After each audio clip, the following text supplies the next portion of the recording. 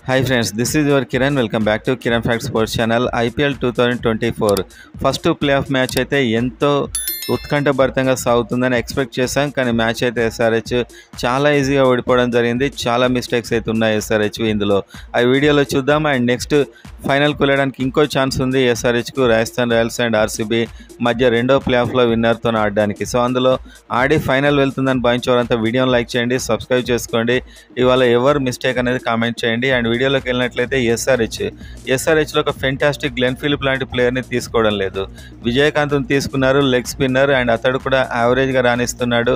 అతని ప్లేస్లో జాతవేద్ లేకపోతే Mayank Markande same leg spinners వాళ్ళని తీసుకొని అండ్ ఫారిన్ ప్లేయర్స్లో గ్లెన్ ఫిలిప్ని తీసుకుంటే టీం ఎక్సలెంట్గా ఉండేది. ఇవాళ చూసినట్లయితే చాలా దారుణమైన బౌలింగ్, చాలా దారుణమైన ఫీల్డింగ్, ముఖ్యంగా ఫీల్డింగ్ విషయంలో చాలా దారుణం అని చెప్పొచ్చు ఇవాళ. అండ్ అదేవిధంగా బ్యాట్స్మెన్ ఒక 4 బ్యాట్స్మెన్ చాలా ఈజీగా అవుట్ అయిపోయారు. శాన్వీర్ సింగ్ అయితే కేవలం ఫీల్డింగ్ కోసం ఆడినట్లే ఆడిస్తున్నారు. అతడి ప్లేస్లో మయాంక్ మార్కండే తీసుకొని విజయకాంత్ ప్లేస్లో గ్లెన్ ఫిలిప్ని తీసుకోవచ్చు. ఒక మంచి ఆప్షన్ అవుతుంది. 159 రన్స్ కొట్టారు, కానీ ఆ రన్స్ని డిఫెండ్ చేసుకునేంత మంచి బౌలింగ్ అయితే లేదు.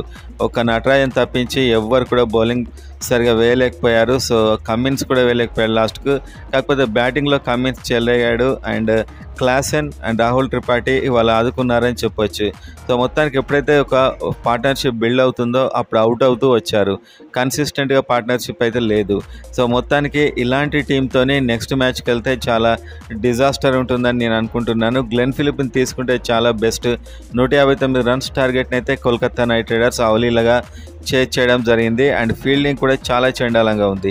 కేకేఆర్ ఫైనల్కి వెళ్ళింది. కన్సిస్టెంట్ బ్యాటింగ్, బౌలింగ్, ఫీల్డింగ్లో 100 టైమ్స్ బెటర్ అనిపించారు నాకు ఎస్ఆర్హెచ్ కంటే.